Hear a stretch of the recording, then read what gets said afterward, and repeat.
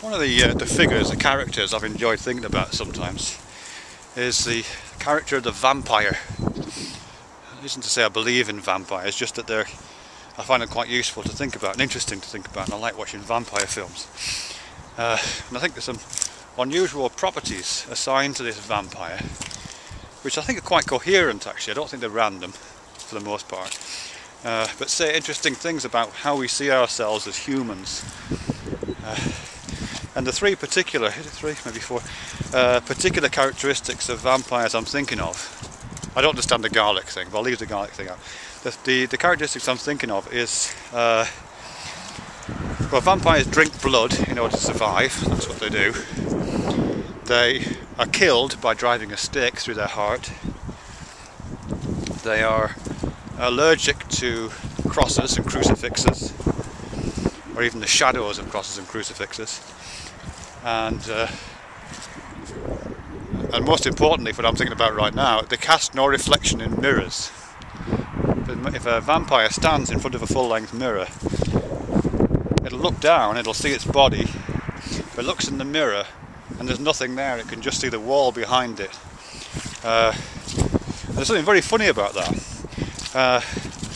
And I think it relates to some of this conversation that's going on about the primary fault in Maurice Berman's book, Coming to the Senses, in which this idea of that we kind of misrecognise ourselves by seeing ourselves through other people's eyes, or by literally seeing ourselves in mirrors, is at the root of some interesting anomalies that you find in a definition of self. This basic duality that we have between the way we feel ourselves to be from a subjective first-person position, and the fact that we tend not to occupy that position. We tend to cast ourselves out eccentrically into the world and occupy the position of another person looking at us and see ourselves from that point of view, or as I say, seeing ourselves in a mirror image. Now a vampire wouldn't have the opportunity to do that. It would never pass through that Lacanian mirror stage, presumably if it had been born a vampire. It would never have that opportunity to misrecognise itself and put itself in the viewpoint of another. It would never see its own head, it would only see its own body. So I guess I'm linking here to Douglas Harding.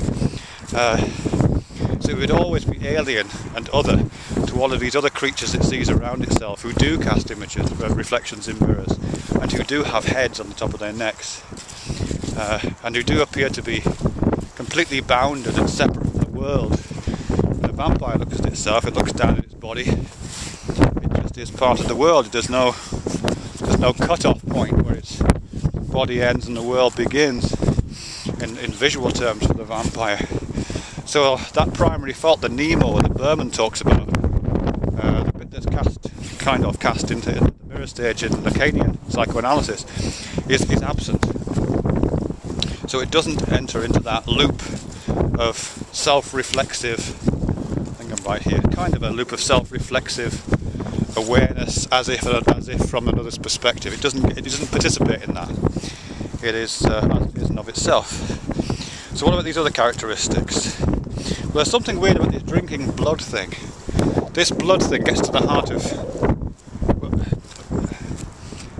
not quite sure, there's something about taste in there. There's something about internalising some kind of life force which it's seeing outside of itself and taking into itself constantly.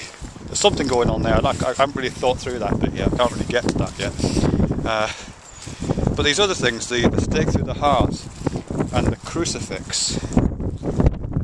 I think that's really important.